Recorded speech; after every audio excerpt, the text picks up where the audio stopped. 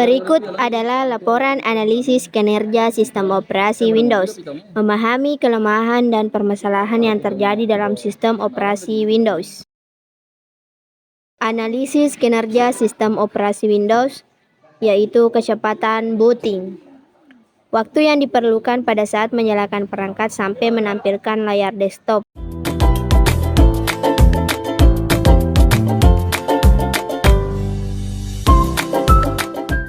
Kedua, spesifikasi perangkat. Prosesor Intel Celeron R, RAM 2048 MB atau 2 RAM, harddisk 465,75 GB. Responsivitas yang pertama, RoboMine, Python, Excel, Chrome, Word.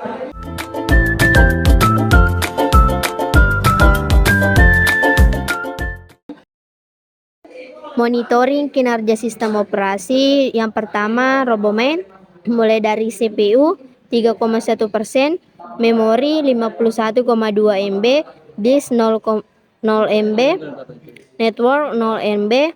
Yang kedua, Python, CPU 0%, memori 35,3 MB, disk 0 MB, network 0 MB. Yang ketiga, Excel, CPU 0%, memori 4,2 MB, disk 0,0 MB, network 0 MB. Chrome, CPU 8,9%, memori 248,4 MB, disk 0 MB, network 0 MB. Yang kelima, Word, CPU 0 MB, memori 4,2 MB, disk 0 MB, network 0 MB. Berikut penjelasan pada gambar. Grafik yang menunjukkan waktu yang dibutuhkan proses dalam bekerja, ditampilkan dalam persen. Jika prosesor kita sedang sibuk bekerja, maka indikator akan naik. Terkadang mencapai di atas 90%, bahkan 100%, dan dapat dipastikan komputer akan berjalan dengan lambat. Yang kedua yaitu available, mewakili jumlah memori bebas yang masih bisa dipakai seperti pada gambar contoh 210 MB, sedangkan sistem case menunjukkan physical memory saat ini yang dipakai. Nah, yang ketiga yaitu active time atau waktu aktif, menunjukkan persentase waktu disk aktif untuk menangani permintaan baca atau tulis. Write speed atau kecepatan tulis menampilkan kecepatan transfer data saat disk membaca dan menulis data. Angka pada gambar dapat memberikan gambaran seberapa cepat disk dapat menangani data. Selanjutnya, Wi-Fi. Wi-Fi hanya dapat bekerja jika ada file yang dikirim menggunakan jaringan Wi-Fi. Terakhir, utilization atau pemakaian, menunjukkan seberapa banyak GPU digunakan untuk rendering 3D seperti dalam game atau aplikasi grafis intensif. Shared GPU memory adalah memori sistem yang bisa digunakan bersama oleh CPU dan GPU. Biasanya digunakan ketika dedicated GPU memori sudah penuh atau tidak tersedia cukup memori khusus GPU.